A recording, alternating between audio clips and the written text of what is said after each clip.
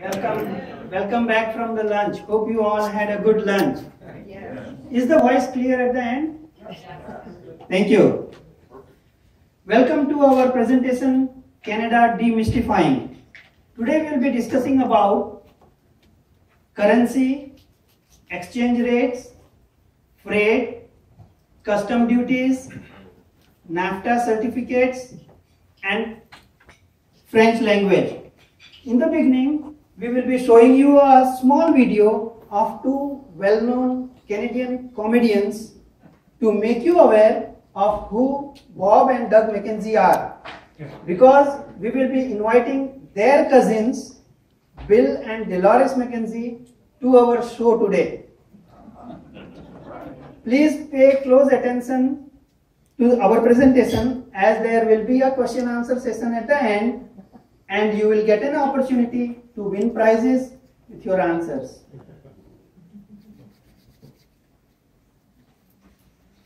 I am Kamal Singh, PSM from Eastern Canada area, and I work with Nancy Salinger's team. The role for Bill will be played by Philip Carapina, who is PSM from Eastern Canada area, and Dolores will be played by Maria Mulcahy from Western Canada area. So, can we start this video?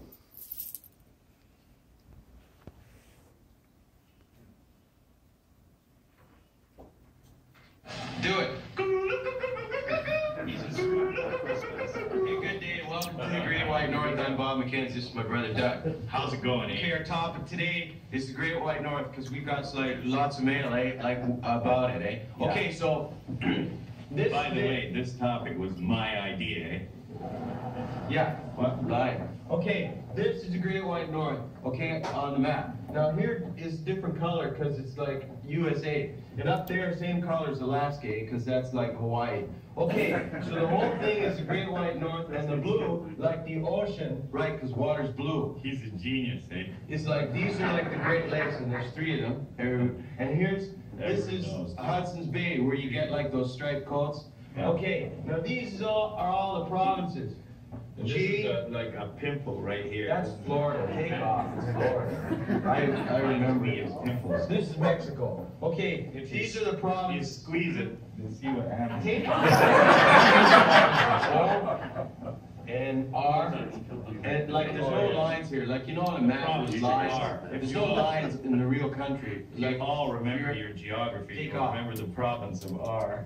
if you're in an airplane, right, and you can't see the lines between the provinces, you see highways, right? Little cars, that's that. Okay, so on the map, there's not the lines, right? But those are the provinces. So now you know. Yeah. You can. Okay.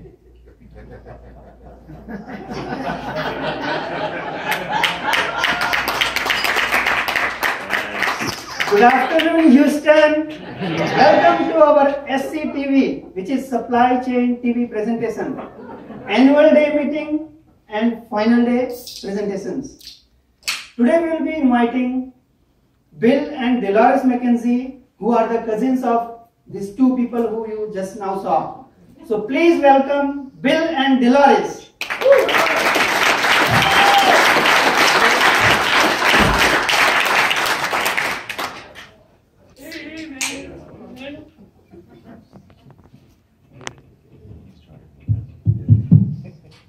Hey, Dolores, that's a nice shirt you got there. How much does that cost you? Oh, you know, the tag says $10 USD. That's a good price. That's a good price. Would you say USD? Yeah, don't you know what USD means, man? Take off. Oh, hey. yeah, whatever. Take off. Right. Anyway, man, I'm just testing you. Well, you know, hey, I wonder what this would cost up in the Great White North, eh? Well, you know, last I heard the Canadian dollar wasn't doing so good. Yeah, Eh? I know. You know, like $1 USD is like, I think it's like $1.27, you know, and so that would mean like this shirt would be $13. Well, it's still not a bad price, you know, eh? Well, yeah, I know. Well, but then you got to figure in all of them them taxes and duty fees and all of that sort of stuff, you know, right? Yep.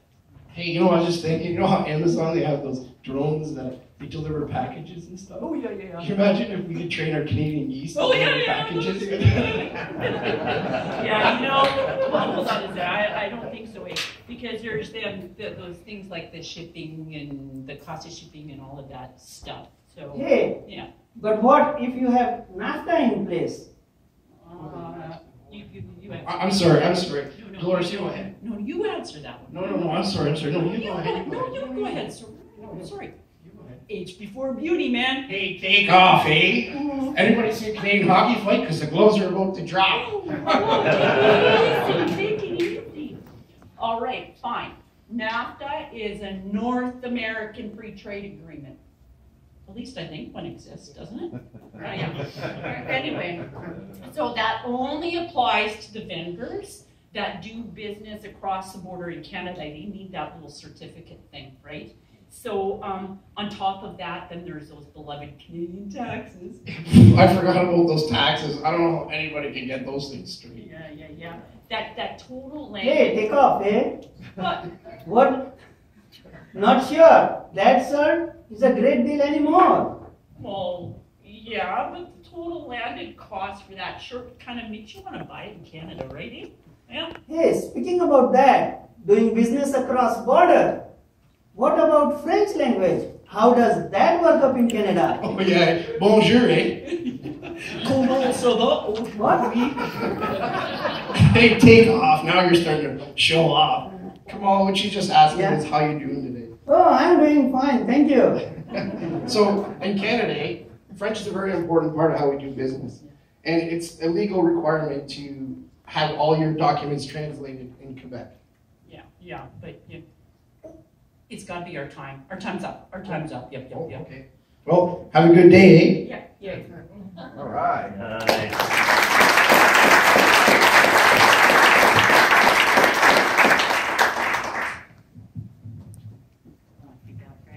Anyway, in all seriousness, we appreciate the time to be able to come and present our little skit.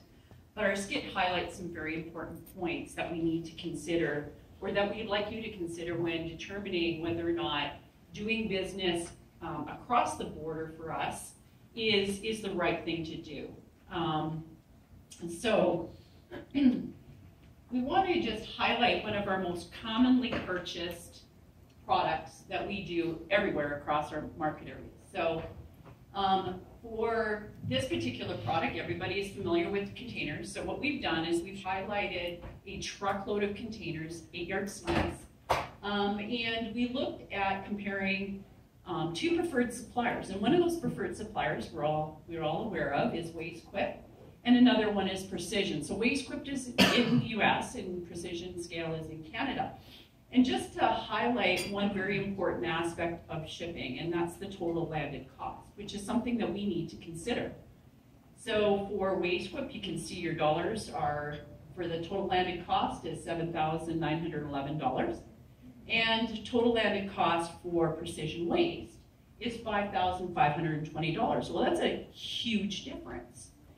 2801 US, that's a lot. So does this make sense to then buy it in US and carry it across the border to us? Well, the dollars tells us otherwise. So the other things we do need to consider as well is if there isn't a NAFTA, which is what we were talking about, if there isn't a NAFTA in place, that NAFTA, we then pay a duty cost of $410, which again, it will increase the value of your landed cost. So what we would like to suggest is we need to consider, does this enterprise program make sense to roll out in Canada? So, as WM Canada imports many different products, we can be put into a difficult position because the responsibility lies with us as the importer to ensure the payment of all duties and taxes. Customs officers look at WM Canada to ensure that all the correct import information has been provided. Any fines or penalties resulting from missing or wrong information is charged to WM Canada as the importer. We want to emphasize the importance that the vendors do their due diligence and complete their export documents correctly before sending us goods, or it can cause delays and possible penalties. As Maria had spoke on the previous slide, the total landing cost is another piece of information that needs to be taken into consideration when doing cross-border business. This means combining the cost of the actual product along with other additional costs, such as shipping, duty, taxes, depending on the product, and any other possible fines or penalties. So in 2017, Canada was subjected to $816,000 in customs fees. However, due to the Canadian procurement team, along with Ron, we, at the beginning of the year, we work with each other and we get as many NAFTAs as we can from our vendors that do cross-border shipping. And we were able to avoid $267,000 in fees, but we still paid $549,000 from products crossing the border. A lot of these fees obviously can be avoided if we buy within Canada. For doing any business, we have to honor and follow the local laws and the rules. For doing business in Canada, the vendors need to know 2 legal entity names of our company. For doing business in Quebec province, our company's entity name is WM Quebec Inc., like short form of waste management, WM Quebec Inc. And for rest of Canada, it is Waste Management of Canada Corporation. For doing business in Quebec, the law is to have communications in French language only. We emphasize that as per law, it is French language only.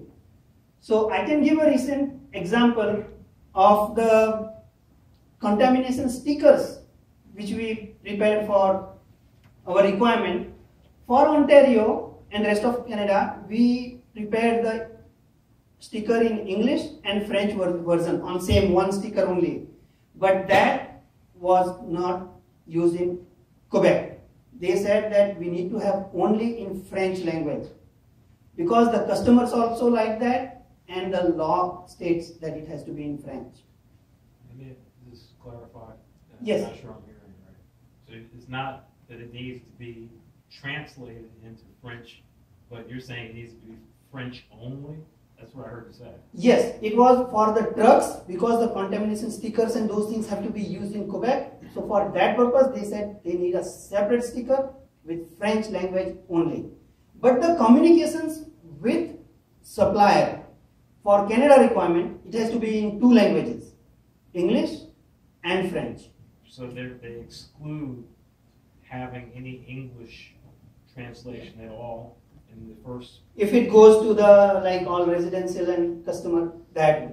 But if it is for our side, our people, we do it in 2 languages. The distinction is Quebec actually isn't a bilingual province. They're French. They are just That's French. why for any customer-facing It's not. communications, it's So you're supposed not to be- allowed to have an English Can be translation or bilingual. subtext. Yeah, for employee communications we do. For But I mean customer external. communications, Like it a, won't be. like a residential. For external. Yeah, it'll be French. Yes. These are gonna be on our trucks or our bins or something like that, we need to have it in French. Only. Only. And it's gotta be Quebec French, not French French. Correct. Correct. That's correct too. Point, yeah, very good. So, yes, A question on your second to the last bullet point, Macmillan LLP must translate contract language. So is that a requirement if we do a transportation agreement and it's going to apply in Quebec? Do we have to specifically go to that firm to do the translation? We can't get it done here, I'm just curious. So, okay, if you Is that want, a do you want me to answer okay. that? Yeah. So if we're doing a specific contract where we're only doing business in Quebec, then, if we're doing a specific contract that's only in Quebec, not just across Canada, and it needs to be translated, that's who our lawyer in Canada works with to get the translation. It's very different than just doing a translation of words. Understood. Yeah, you get to the contract level and you absolutely need to do that.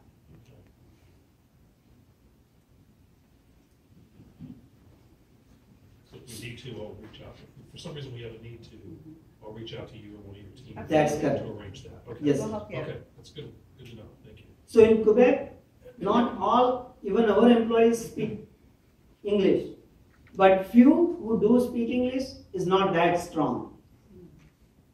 So suppliers need to provide their communications like catalogs or anything in French language. And all our supply chain announcements or training materials or price updates, part number updates, everything, whatever we send to Quebec, we get it translated in French and then send it to them. So corporate uses the services from American Language Technologies Inc. And in Canada, we use 4 translation. Now the contract languages are unique in Canada, and that's why those need to be translated into French as well, and for that the services from Macmillan LLP is used. Now, as you all know, that local distributors play a very important role for the success of local business and the overall business. Local distributors add value by stocking the goods locally, so it avoids the shipment time and any delays at the border. Local distributors have their resources locally, so they are aware about the French language and the local tax requirements. They help in geographical alignment to our sites for timely support and delivery. And as you all know, that in troubleshooting, the technician has to travel to the WM site, and the travel cost and all other expenses related to that is paid by WM. So if we have a local distributor, you can know that the travel time and the cost to WM will be less. Okay, so in trying to figure out ways to help capture as much information as possible for programs reaching into Canada prior to rollout, we put our heads together and tried to determine what are the common requirements or questions commonly asked at the time of a rollout. With that, we put together the following checklist. So the checklist is separated into 2 parts, obviously. There's the enterprise, which covers basically all across Canada, and then there's the site support level, which covers more at a site or our customer's level. So I'll quickly go through the points here. So provinces in Canada service, we prefer all of them, or at least wherever we have a footprint. Bilingual price list provided, we prefer yes, as this would definitely help our customers in Quebec. Billing currency, USD or Canadian, we prefer Canadian where possible. Number of distributors in Canada, hopefully they're relative to the sites, and this also kind of gives us a heads up as far as if we have to lay any additional groundwork like getting after certificates if they're not distributors within Canada. Duty charges applied, preferably no, but there's a point where has that been thought of in the whole program process. Annual NAFTA certificate, if one's required, we always, obviously it's yes. And freight charges applicable, preferably no, as we have several vendors that don't really charge us freight. Preferred shipping method, are they using our preferred FedEx or some other shipping company of their own choice? Ability to provide bilingual program information, preferably yes, but if not, then our team will go to our French translation company and get the documents or communications translated. So payment type, PPC, which is basically the same as your PPU, just in Canada, another difference. Invoice submission method, obviously we prefer Ariba. Provincial sales taxes charged on an invoice. It's very important that they get this right because there are some taxes such as GST we can claim back. So looking at the site support side, basically we look for the distributors to provide us the site or the area. Just a quick question. Oh, sorry, yeah. On the taxes? Yes. So you want those itemized on the invoice, broken out, HST, PST, GST? Yes, depending on the province that they're delivering into. Bill, can you break down which one of those is and how they're particular across the country? So QTS is Quebec, QTS is pretty well across the country, but PST, so far? Yeah, so PST is Provincial, provincial sales tax in Ontario. And Well, then, no, we don't really have PST Oh, we in don't. But now we Ontario. don't. Ontario is HST, so it's HST. harmonized sales Harmonized, tax, right. so it took the GST and the PST and combined it into Right. one. But But we can Alberta- essentially recover all of that money Does back. Alberta still have PST? PST. Yeah. No, You know Alberta PST? does not have That's right. PST, no. We do have GST, No and PST. that's, in the GST is the tax that we can claim back, and that can be in millions of dollars. That's right. So there's a lot of money on the table. Yes, Steve? Is that, Maria, is that because it's considered a VAT tax, a value-added tax, or not? GST is.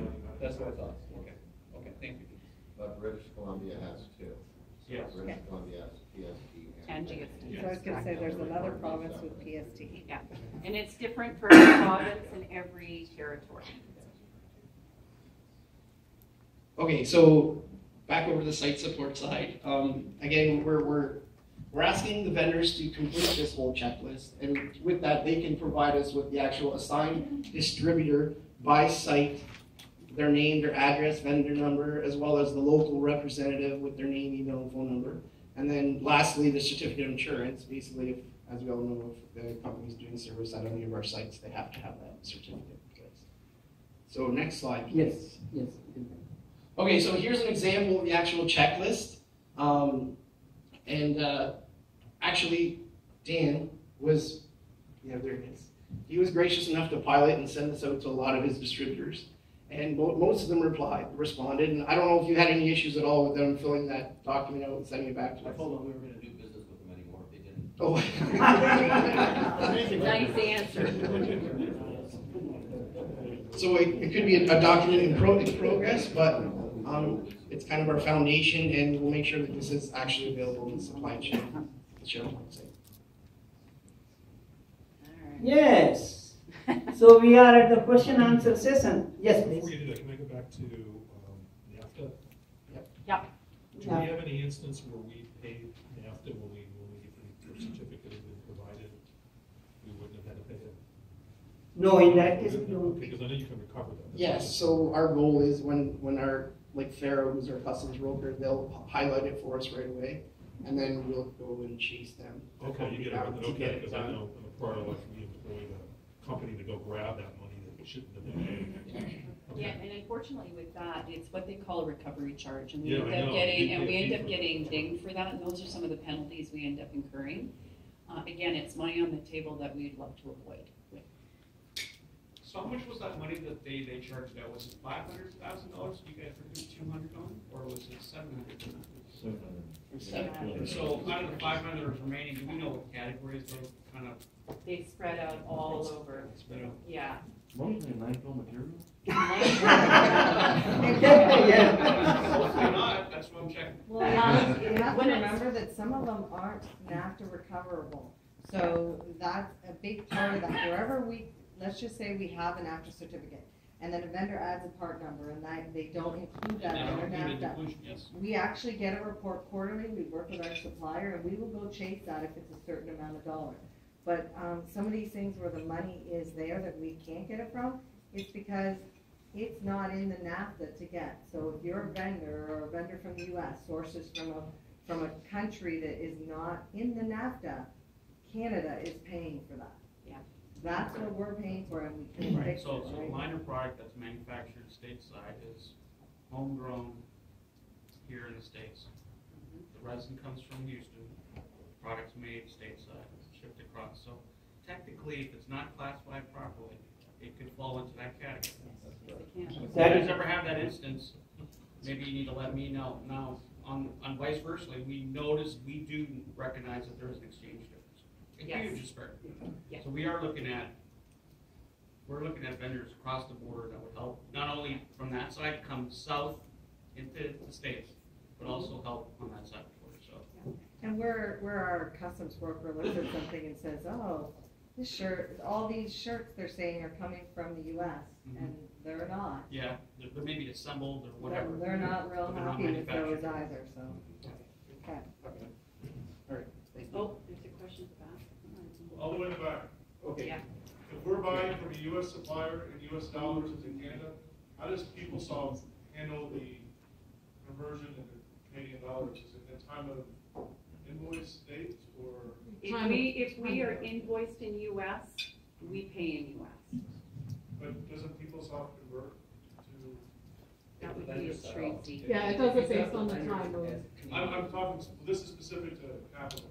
So if I have a capital budget for Canada and I pay in US dollars. It's the exchange rate at the month. Yeah, there's a conversion table. Yeah. But when you're creating the requisition to make the PO, you're specifically requesting that currency to be made. So in that way, it will activate that currency.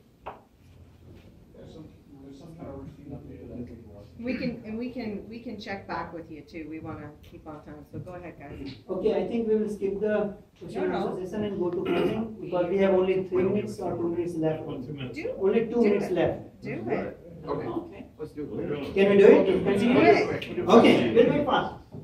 Okay, so what are 2 WM's legal entity names in Canada? Anybody? Yes? WM of Quebec. Hey. WM of Quebec. WM Quebec Inc. And Ask the next question. Waste Management. of Canada Corporation, second one. Okay. Okay, next question. Perfect. So next question is, does anybody know what the official symbol for Canada is? No. So it's No. not the Maple Leaf. Beaver. This guy right down here. Yes. Okay, carry on. Okay, third question. What are Canada's 2 official languages? French and English. Awesome. All right, so this is going to be a tough one, I think. So does anybody know what Canada's official sport is? So, believe it or not, it's not hockey. It's lacrosse. Lacrosse. Okay. Yes. Okay, last but not the least. True or false? Canada has an Apology Act that allows apologies in court to be considered a sign of empathy or guilt. You all get a You all get second. All, everybody are entitled for that now. Okay. Moving forward. So just a couple more fun little tidbits of information. I don't know about you guys, but I'm a huge Star Trek fan. Original James T. Kirk, William Shatner was born in Montreal, Canada. This should not be a surprise considering we did some shoulder rubbing this week. 80% of the alcohol consumed in Canada is beer. I don't know what you're talking about. And believe it or not, our wonderful international 911 system was actually developed in Winnipeg, Manitoba. And basketball, your guys' one of your favorite sports down here, was actually invented by a Canadian. So those are nice little pieces of information. Anyway, what we hope you've gained is some and more knowledge about some of our challenges in Canada, about doing business in Canada. So what can we offer you? We have a checklist, and this is a living, breathing document. This can morph over time as we learn more about some of our suppliers that will be shipping, but we can help you with that. We can provide that documentation. But we're also your SMEs. We deal with these challenges day in and day out, believe it or not. So several of the 5 pillars of our business, engage us. This is the biggest part of what you can do, or what you can do for us, is engage us right at the beginning, because our challenge is when we're in the middle or at the end of a process rollout or an enterprise rollout, program rollout, it is very hard for us to make corrections. Very difficult. So engage us. We're here to help you. And ultimately, we become better partners for our BUs. We become better partners as a supply chain team. So we just want to say thank you so much. Yes, Dan? You should ask them if anybody here knows what's a loony and a toonie. Yeah, we don't have pennies. I'm just saying. We don't have any pennies anymore. So it's great. Yes. Is Bearskin Airlines still in operation? It's my favorite airline. Yes. Is it really? Which one? Bearskin. Yeah, it's on, it's in Ontario. Yeah. Okay, I didn't know that. But anyway, we do want to thank you. If there's any questions, we're here to answer. Thanks, Joyce.